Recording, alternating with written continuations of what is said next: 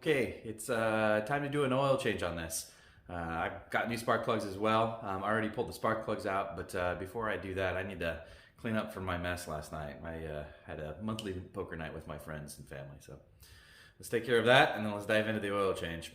Okay, so during the first 500 miles, I used this stuff here. And on the back, it talks about yours specifically being used for your first 500.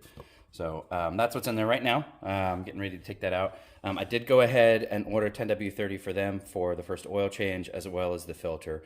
I'm not entirely sure if there's something specific about this that's different than typical 10W30, but since I was ordering that and it all came together, I think with free shipping once I hit the minimum, I just got it all. And then I'm also going to go ahead and swap out the spark plugs. So with this particular engine, it comes with, I think it's the, yeah, there it is, 7938 V-Power. So there's multiple different versions of this plug. All right, we got the plugs out, and I just grabbed an egg carton. We got a billion of them around here. And front, back, so this is kind of the cylinders. You can see kind of the different color in there. It's obviously running a little rich. And there's that one there. None of them are oily, they're sooty. So I do need to work on, after I get the oil changed, I'll check the timing once again and make sure that we get that dialed in. There's a potential that I may need to change the jets for this area just so it's not running so rich. I've kind of messed with the carburetor a little bit, but I haven't quite dialed it in. And definitely, you can tell it's running rich. So, well, as you can see, there's a significant difference in height in these two oil filters. And this one does not fit in between the oil filter location and the frame rails. So I had to run to the store and go get a new Wix filter. So anyway, we'll get that put on.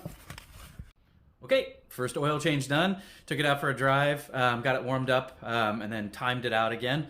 And then I went ahead and took it out and put it through its paces and really tried it out at a little higher RPM. And man, this thing is just fun to drive.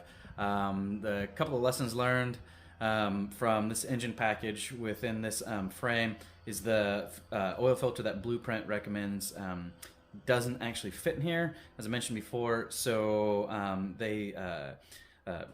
Shell Valley put a Wix in here, and that's what I replaced it with, which is the same one.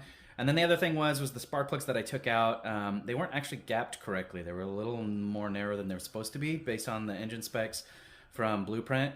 So when I put the new plugs in, I went ahead and re-gapped them. Yeah, it's running really, really good. And it's a lot of fun. So anyway, thanks for watching. I hope you have a good day.